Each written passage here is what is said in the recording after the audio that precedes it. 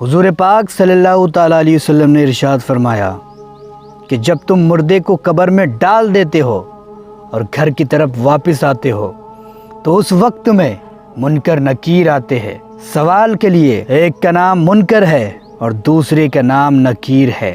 कब्र में आते हैं और किस तरीके से आते हैं? अपने दांतों से और अपने बालों से ज़मीन चीरते हुए आते हैं, ज़मीन को उखाड़ते हुए आते हैं। और इनकी नज़रें कैसी है? जिस तरीके से मुर्गी दाने को उचक लेती है, इस तरीके से इनकी नज़रें भी किसी चीज़ को उचक लेती है। इतनी फास्ट इनकी नज़रें हैं। और आवाज़ कैसी है? जिस तरीके से बिजली गरजती है, बिजली की गरज जैसी इनकी आवाज़ है। और कब्र में आते हैं, मुर्दे को उठाते हैं, कहते हैं मर रब्बुक।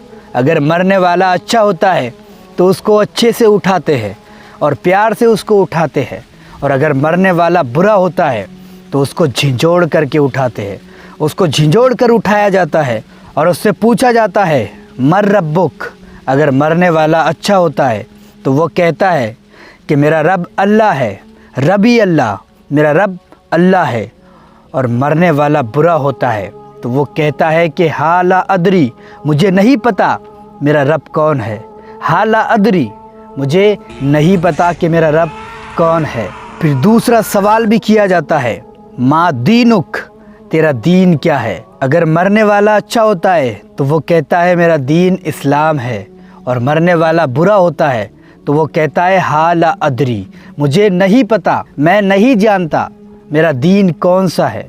तीसरा सवाल भी पूछा जाता है, मा कुंत तकुलु फी हाज़र रजुल, बता इस हादी मुर्शिद के बारे में तू क्या कहता है, क्या ख्याल है इसके बारे में तेरा।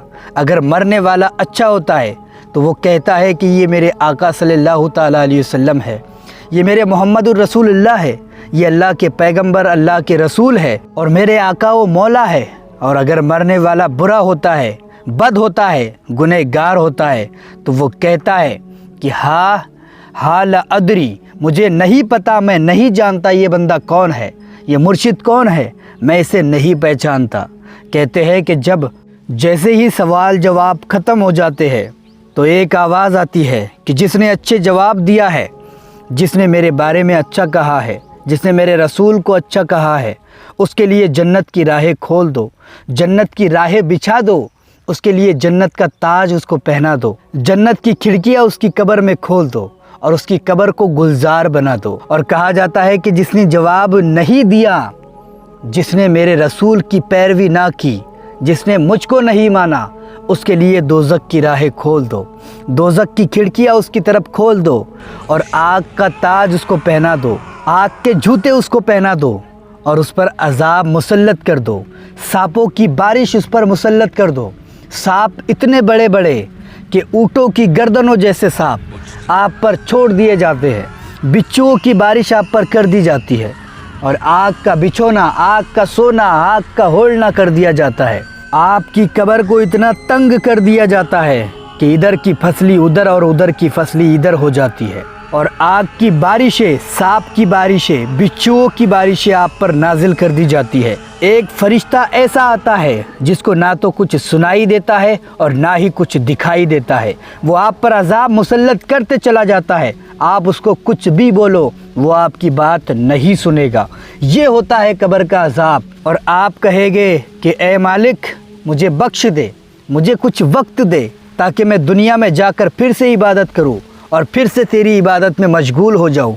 लेकिन अल्लाह कहेगा नहीं, अब तेरा वक्त पूरा हो चुका है, तेरा टाइम ख़त्म हो चुका है, अब तू यही रहेगा ता क़यामत तक।